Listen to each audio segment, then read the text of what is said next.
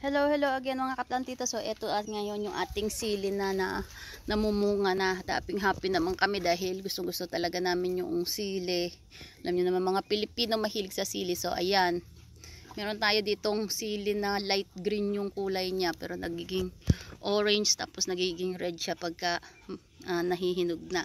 So, ang problema natin ngayon is yung mga langgam na nagsisimulang umakyat dito sa ating sili.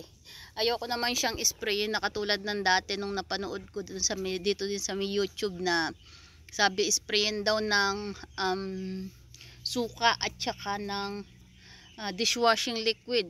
Sinubukan ko yun doon sa isang halaman ko, namatay siya. Sa isang sili ko, namatay siya. So, hindi ko na yun inulit. Ginagawa ko na lang kapag ganito is ini-spray ko siya nung tubig lang talaga na galing doon sa may faucet. Nilalagay ko lang doon sa spray yung nilalagay ko lang yung setting niya doon sa may parang spray. Tapos yun, ni-spray ko lang siya hanggang sa maalis yung mga nakadikit na puti-puti na sabi nila aphids daw yun.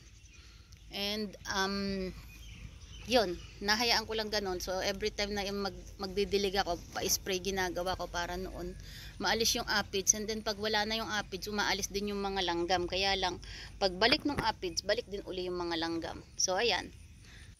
Pero at least ngayon meron na kaming bunga ng sili. Yung iba nito ginagawa ko pagka medyo mga hinog na sila, pinipitas na namin at nilalagay doon sa suka. Ibababad namin sa suka para meron kaming reserve ng sili para kahit wala na yung hindi na season ng sili or wala na kaming bagong tanim na sili,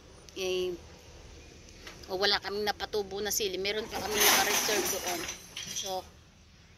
So yun lang mga kaplantita. See you again sa ating next video.